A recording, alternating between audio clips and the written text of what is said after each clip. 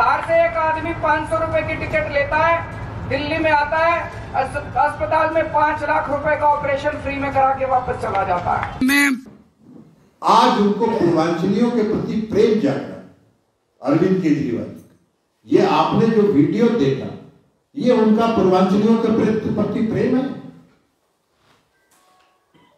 बिहारी 500 रुपए लेके आता है और 5 लाख का इलाज दिल्ली में लेके करा के चला जाता है। ये दिल्ली उनकी जागीर है। ये दिल्ली देश की राजधानी है। दिल्ली अरविंद केजरीवाल जी की जागीर नहीं है। और जिस भाषा का इस्तेमाल उन्होंने पूर्वांचलियों को अपमानित करने के लिए किया है, ये आप लोगों ने देखा है। कोरोना काल में हम भी सांसद थे। कोरोना काल में बिहार के जहां जहां लोग अलग अलग मोहल्ले में फंसे थे, नंबर पता कर करके हम लोग को फोन करते थे। हम लोग यहाँ के रेसिडेंट कमिश्नर को कहते थे, रेसिडेंट कमिश्नर उनको फूड पैकेट भिजवाता था, वहां कैंप चलवाते थे बिहार के लोगों को। और जब इनसे नहीं संभला, एक आदमी को खिलाना नहीं चाहते थे, बड़का कोरोना का ये मसीहा बन रहे, सारे पूर्वांचली और बिहार के लोगों को ले जाके नोएडा के बॉर्डर पर छोड़ दिया। और बिहार के मुख्यमंत्री नीतीश कुमार जी ने बिहार के लोगों को 25 लाख लोगों को बिहार में पहुंचने के बाद उन लोगों को महीनों क्वारंटाइन करा के कैंप में रख के खिलाया, उनके एक एक चीज की व्यवस्था की। और ये हिपोक्रेसी करते हैं। आज कह रहे हैं कि भारतीय जनता पार्टी पूर्वांचलियों का विरोधी है। अरे आपसे बड़ा कौन पूर्वांचली का विरोधी है? आपसे बड़ा कौन पूर्वांचली का? आपका ये वीडियो आपको बताता है कि आप सबसे बड़े पूर्वांचल विरोधी। और वोट का जब समय आता है तो पूर्वांचली प्रेम चढ़ता है।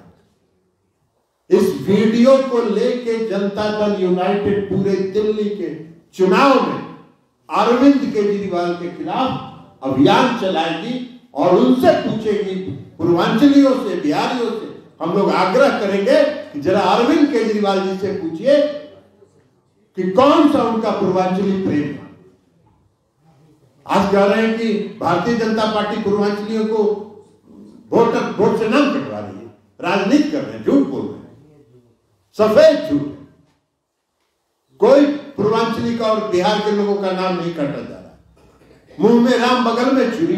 बात करना है किन की? और निशाना बना रहे हैं पूर्वांचलियों के वापस चला जाता है। मैं पूर्वांचल के लोगों को कहना चाहता हूं कि हम आपके नाम किसी हालत में नहीं कटने देंगे। आपको सम्मान दिया है हमने, आपको सम्मान की जिंदगी देंगे। मंगरुआ के ठिया पर आपका स्वागत है और बात करते हैं आज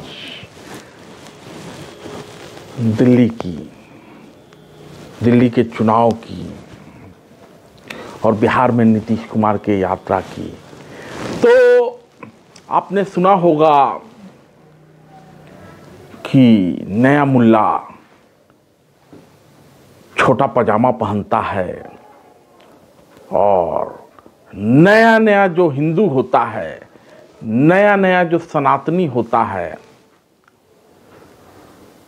वो लोगों को भड़काता है। तो मंगरुआ बुरारी विधानसभा में बैठा हुआ है और यहां से जदयू के प्रदेश अध्यक्ष हैं शैलेंद्र कुमार। उन्होंने बुरारी विधानसभा में कल एक प्रेस वार्ता की है। प्रेस वार्ता क्या, वही छोटे छोटे जो यूट्यूबर होते हैं उनको बुला के उन्होंने अपनी बात कही है और कहा है बटोगे तो कटोगे, और सनातन बोर्ड की मांग की है। आप समझ रहे हैं ना, सनातन बोर्ड, वक्फ बोर्ड के जवाब में सनातन बोर्ड की मांग शैलेंद्र कुमार ने की है। पिछले दिनों यमुना खादर में देश भर के बड़े बड़े बाबा नुमा लोग, बागेश्वर बाबा से लेके वृंदावन वाले बाबा, सनातन बोर्ड की मांग करने लगे हैं। दूसरी तरफ जदयू के कार्यालय में, राष्ट्रीय कार्यालय में जदयू के नेता और केंद्रीय मंत्री ललन सिंह एक प्रेस कॉन्फ्रेंस करते हैं, साथ में उनके बैठे होते हैं जदयू के कार्यकारी अध्यक्ष संजय झा और राजीव रंजन प्रवक्ता हैं, राष्ट्रीय प्रवक्ता केसी त्यागी के जाने के बाद से तो वो बैठे होते हैं। तो ललन सिंह बहुत बड़े बड़े बोल बोलते हैं।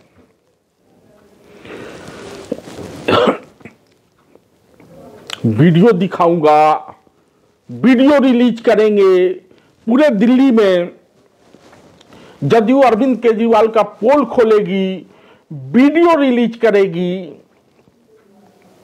पता नहीं ललन सिंह को नाराजगी किस बात की है। शायद इसलिए नाराज हो कि अमित शाह के बयान से अंबेडकर अंबेडकर अंबेडकर अंबेडकर अंबेडकर कहे जाने के बाद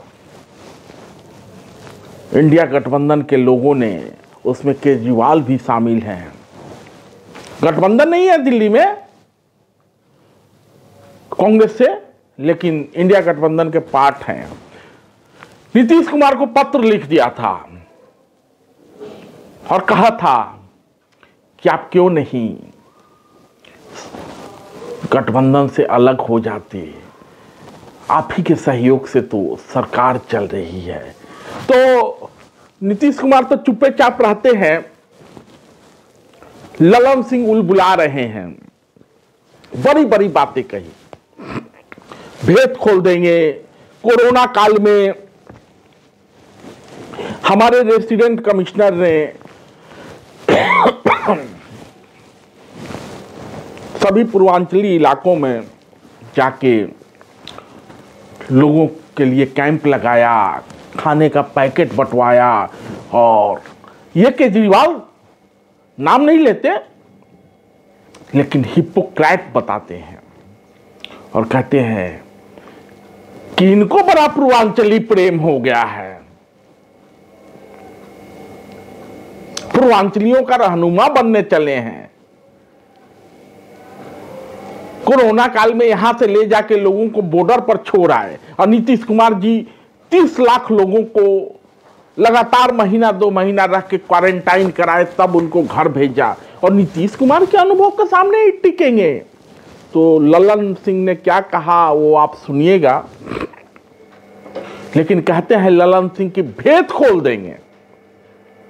अरे भैया, राजनीति में केवल केजरीवाल का ही भेद नहीं होता, भेद तो सबका होता है।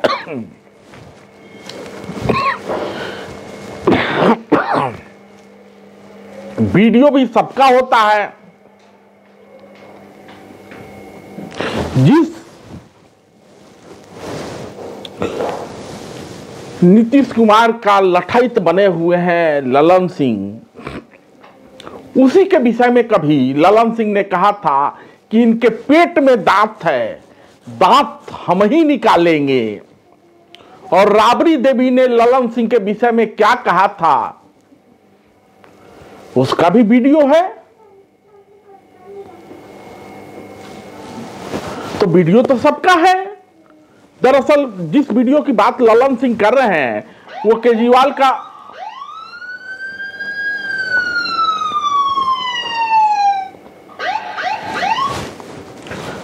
दरअसल जिस वीडियो की बात ललन सिंह कर रहे हैं वो केजरीवाल का वह बयान है जिसमें केजरीवाल ने कहा था कि 500 रुपये का टिकट कटा के लोग बिहार से चले आते हैं और यहाँ 5 लाख का इलाज करा के जाते हैं। तो ये तो बात सही है।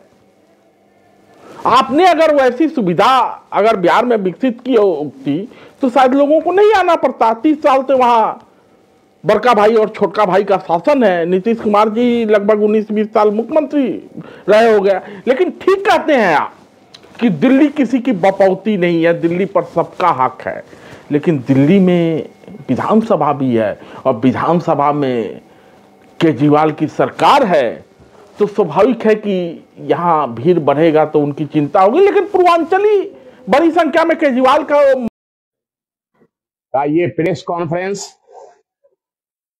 मैं पूरे देश में जिस तरह से पूरे देश में आज वक्फ बोर्ड हावी है, उसी तरह मैं अपने सनातन धर्म के लिए सनातन बोर्ड की गठन की मांग करते हैं। देखिए, जहां जहां हम बटे हैं वहां वहां हम कटे हैं। जहां जहां हम पूरे दुनिया में जहां जहां हम बटे हैं वहां वहां हम कटे हैं, और कटते सभी जगह हम ही लोग हैं। आप कश्मीर, वेस्ट बंगाल, केरल, सब जगह आप अपने अस्तित्व की लड़ाई आज लड़ रहे हैं। आज हम अपने सनातन की लड़ाई पूरे देश में लड़ रहे हैं। भविष्य में ये स्थिति भारत के किसी और राज्य में उत्पन्न ना हो, इसके लिए सनातन बोर्ड की स्थापना बहुत ही जरूरी है, जहां पर हर एक सनातनी के साथ हो रहे अन्याय के खिलाफ आवाज उठाई जा सके। भारतीय संविधान के अंतर्गत बाबा साहेब अंबेडकर जी ने सभी को सम्मान अधिकार दिए थे, मगर कांग्रेस ने सोची समझी साजिश के तहत वक्फ बोर्ड का गठन कर अंबेडकर जी के संविधान को छिन्न भिन्न करने का काम किया। वहीं दिल्ली में 2015 में सत्ता में आए केजरीवाल सरकार ने वक्फ बोर्ड पर हर साल खुलकर दिल्ली की जनता का पैसा लुटाया और दिल्ली वासियों के पैसों से ही दिल्ली के लोगों की संपत्तियों को वक्फ बोर्ड के अधीन करने का षड्यंत्र रचा, जिससे वक्फ बोर्ड और मजबूत और सशक्त होता चला गया, जो हमारे सनातन के लिए, भविष्य के लिए, सनातनियों के भविष्य के लिए खतरे की घंटी है।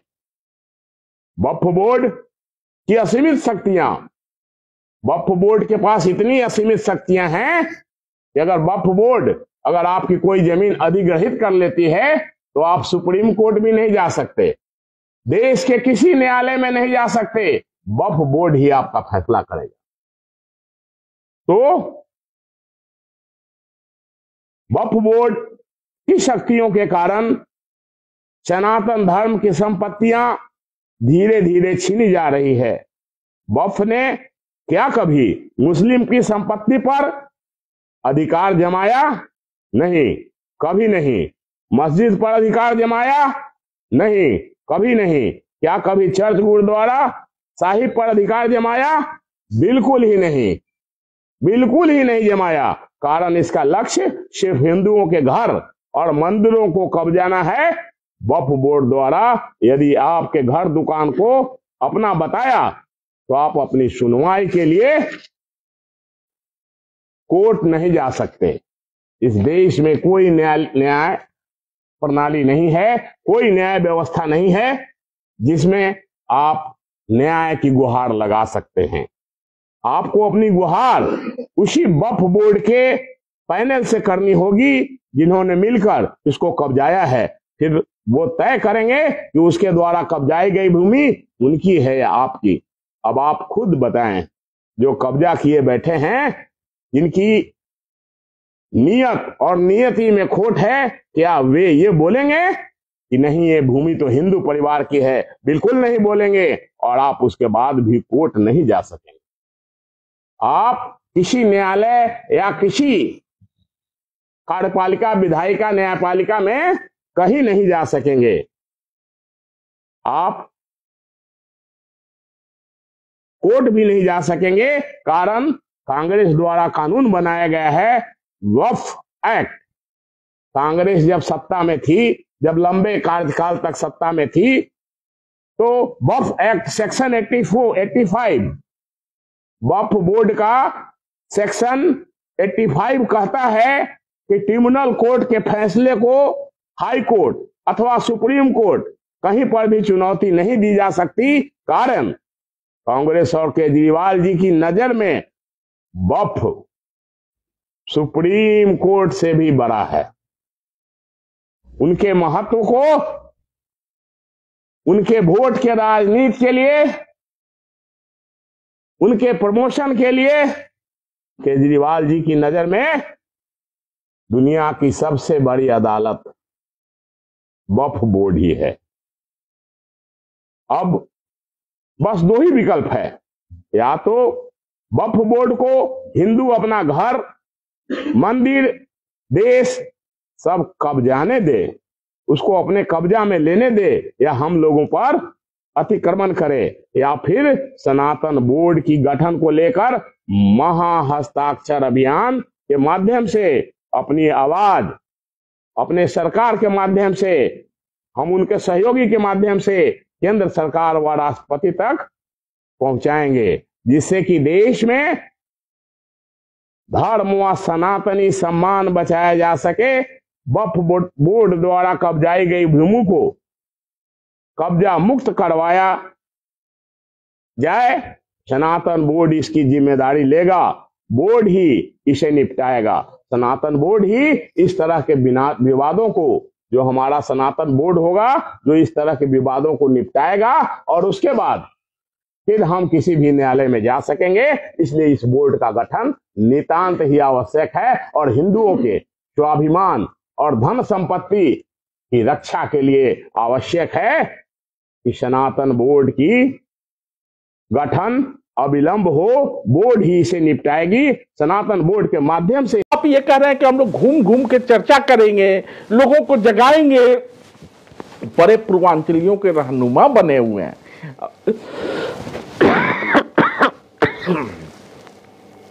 तो स्वाभाविक है, राजनीतिक लड़ाई है,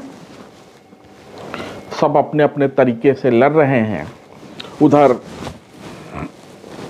नीतीश कुमार बिहार में प्रगति यात्रा पर निकले हैं, प्रगति की समीक्षा करेंगे और विभिन्न जिलों में जो जरूरत होगी उसके हिसाब से वहां सरकार सुविधाएं मुहैया कराएगी। और नारा भी है 2025 फिर से नीतीश। हालांकि गठबंधन को लेकर तमाम तरह की बातें चल रही है, चर्चा पलटेंगे, चर्चा रहेंगे, नहीं रहेंगे, क्या करेंगे। लेकिन दिल्ली में, क्योंकि बिहार में अगले साल चुनाव है लास्ट में, लेकिन दिल्ली में चुनाव फरवरी में ही हो जाना है। और यहां जदयू चाहती है कि कुछ सीटों पर उसका एनडीए की तरफ से उसको कुछ सीटें मिले और जदयू लड़े। उसी के लिए प्रेस कॉन्फ्रेंस ललन सिंह ने किया था। गोलमोल जवाब दे रहे हैं, कितने सीटों पर बात बनेगी, कितने सीटों पर लड़ेंगी, ये सब नहीं कह रहे हैं। दिल्ली के अलग अलग पूर्वांचल इलाकों में जाके वो लोगों को बहलाएंगे।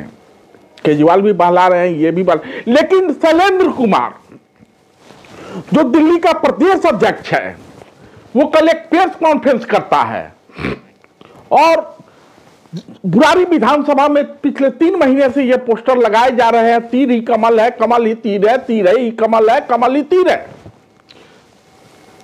भाजपा वाले भरोसा नहीं कर रहे हैं, क्योंकि भाजपा इस बार बुरारी विधानसभा सीट लड़ना चाहती है।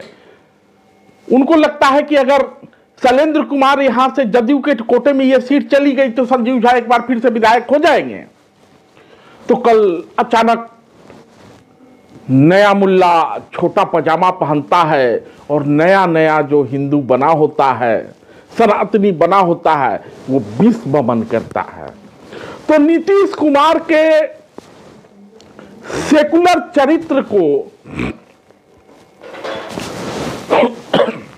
धत्ता बताते हुए कल जदयू का प्रदेश अध्यक्ष और बुरारी विधानसभा का स्वघोषित उम्मीदवार शैलेंद्र कुमार एक प्रेस कॉन्फ्रेंस करता है और उसमें नारा देता है कि बटोगे तो कटोगे के समर्थक हैं हम, और सनातन बोर्ड चाहिए। अब आपको एक टेक्निकल पॉइंट बता रहा हूं। कल ललन सिंह के प्रेस कॉन्फ्रेंस में, कार्यकारी अध्यक्ष संजय झा के प्रेस कॉन्फ्रेंस में, राजीव रंजन के प्रेस कॉन्फ्रेंस में, जो कि प्रवक्ता है, राष्ट्रीय प्रवक्ता, दिल्ली बीजेपी के अध्यक्ष को बुलाया नहीं जाता है और ना ही दिल्ली के जो प्रभारी हैं भगवान सिंह कुशवाहा, जो कि 2 दिन पहले ही आए थे और कहा था कि जहां हम खड़े हैं वो तो लड़बे न करेंगे,